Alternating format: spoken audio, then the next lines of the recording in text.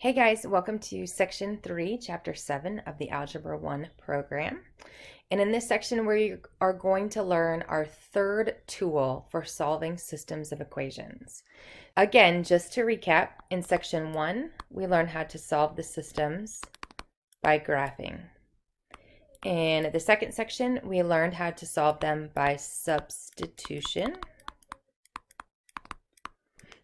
And in this section, we are going to learn how to solve them with something called elimination. All right, so again, our solution is going to be an ordered pair in the form x comma y, right? The reason why we teach you all of these tools is because in various instances, one tool is going to be easier than another. And we're going to use these in a variety of capacities later on. So it's good to know all three tools. So the first one, obviously we graphed it, looked for the point of intersection. The second one, we solved one of the functions for a variable and made a substitution. And in this case, we're going to do what the title suggests. We are going to do something to these equations in order to eliminate one of the variables and then be able to solve. So, without further ado, let's say that we have the systems of equations x plus 2y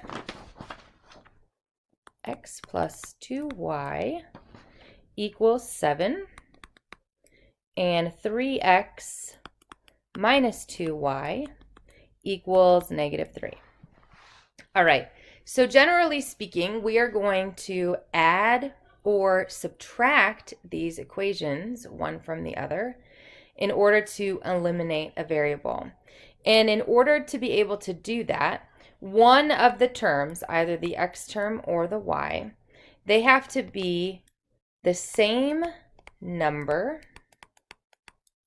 and number two, opposite signs, in order for us to be able to add them and eliminate one of the variables. And in this case, we have that with the y's already, right there. We have the same number, they're both 2, and they have opposite signs. One is plus 2y, and one is minus 2y. Okay, so I could add these equations, and I do that by adding every term, keeping like terms together. So x plus 3x would give me 4x. But now watch, 2y plus a minus 2y, they just go away. And that makes my life really easy. And then, of course, I have to add these constants too. So 7 plus a negative 3 would be 4. Solving for x, I get x equals 1. Okay, now just like before in our last section, we have to take this value and substitute it back into one of the equations. So I'll just grab the first one, and we need to solve for y. So 2y is going to equal 6, and y is going to equal 3. So my solution is going to be the point 1, 3. All right, not too bad, hopefully. Let's go again.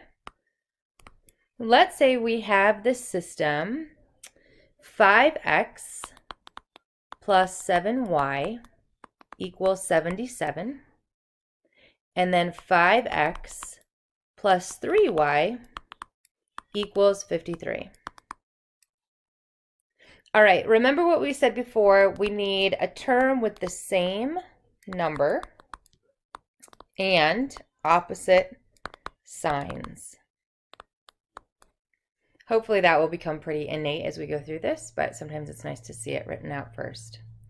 Okay, so if I look at these x terms, I'm pretty close, right? I have the same number, but I also have the same sign, because when there's no sign in front of them, we assume that they're both positive, right? Okay, I can pretty easily rectify that. So one of the rules of algebra is that you can do anything you want, multiplication, division, addition, subtraction, as long as we do it to both sides. So I could take one of these equations, and I'm just arbitrarily taking the second one, and multiply through by a negative 1, right?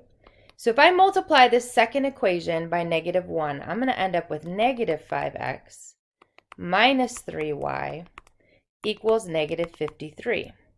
Notice that negative out front switches every sign, okay, in that equation.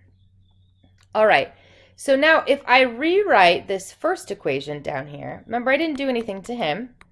He stayed just the way he was. Now I have two equations here where the terms have the same number and opposite signs. So I could just add them. So negative 5x plus 5x, of course, goes away. That makes us happy. Negative 3y plus 7y is going to give us a 4y. And then negative 53 plus 77, that is 24. Wow, fantastic. And then y is going to equal 6. All right, just like before, now we need to make the substitution back into one of our equations. I could use this one. I could use this one. Or I could even use this one, the one that I multiplied through by a negative.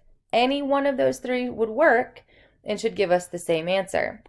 So, kind of as normal, I like to just grab usually the top if it's not overly complex. All right, so then we have 5x plus 42 equals 77. And then 5x is going to equal, let's see, we have 35 here, and x equals 7. So my solution is 7, 6. And remember, like we talked about last section too, we could plug those numbers in and check their validity if we wanted to, right? They should work in both equations, otherwise we have trouble. And I would like you to do that for some of these, just to give you that experience and make sure that you are able to check them if you need to. Okay, let's do another one. We have the system 2x plus 5y equals negative 1.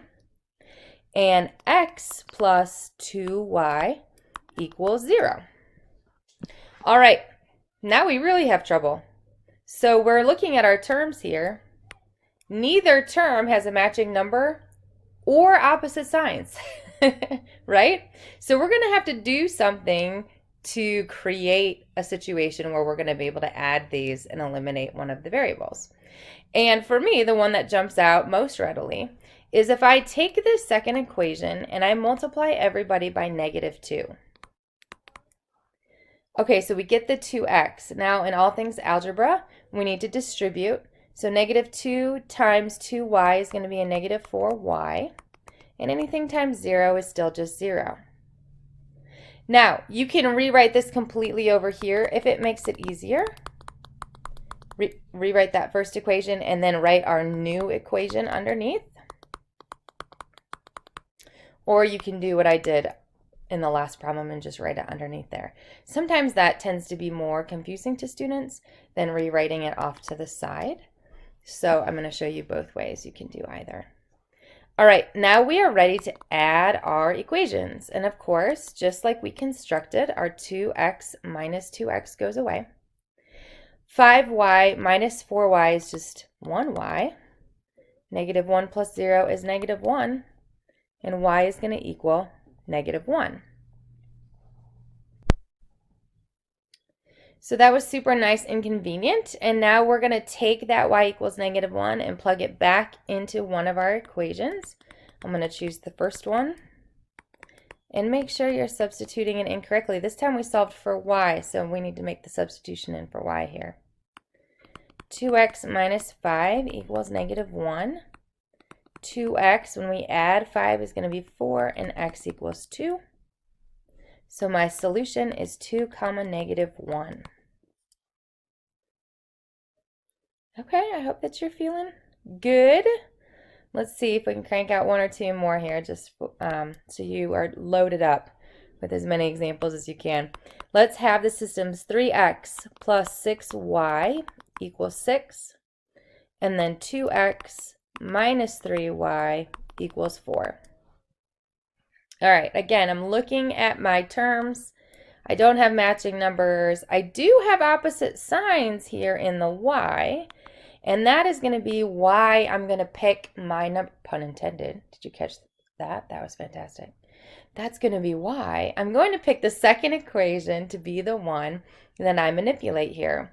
Because if I multiply this second equation by 2, then my y term is going to have a positive 6y up here, but it's going to have a negative 6y down here, and that means they're going to eliminate. Same number, opposite signs. So that's going to be what I'm going to choose here, but make sure everybody gets them. So it's going to be 4x minus 6y equals 8. All right, so let's say you'd like to rewrite it so you don't get yourself all confused. There's my first equation, which I did nothing to. And here's my second equation, which I manipulated. And now we can add.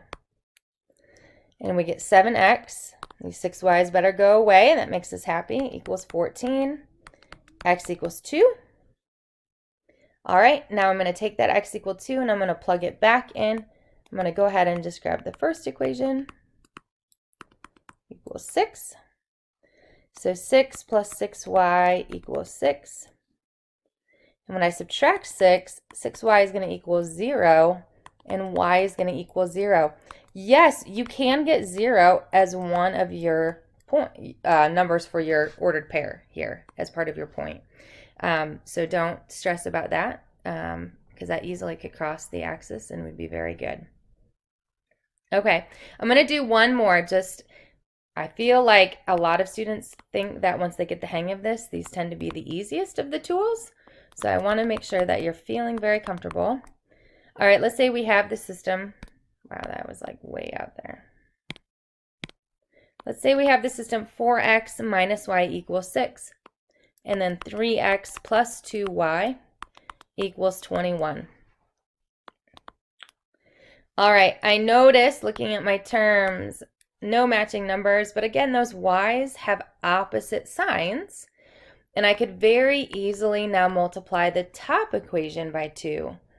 And then that y term is going to become a negative 2y, and we're going to be good to go. So if I distribute that and I get 8x minus 2y equals 12, then that's good. I'm going to carry this guy over. 3x plus 2y equals 21. Now we're going to add. And I'm going to get 11x. Of course, my 2y's should go away. Equals 33. And x is going to equal 3. That makes us very happy. All right. Now let's go ahead and substitute in. I'm going to take the original equation, the one I did before I manipulated. Again, just to show you that we can do anything here. So 4 times 3 minus y equals 6. 12 minus y equals 6. The minus y equals negative 6. Now, I don't know if we've had a scenario like this before, but if we have a negative variable, it's very easy to get rid of it. Just multiply both sides entirely by negative 1, and it's going to flip the signs for us. And y is going to equal 6. So my solution is going to be 3, 6. All right, you guys, that's it. I hope that you find these somewhat satisfying and easy to work through. Practice, practice, practice. Make sure that you finish up these notes, read through the section, and begin your assignment.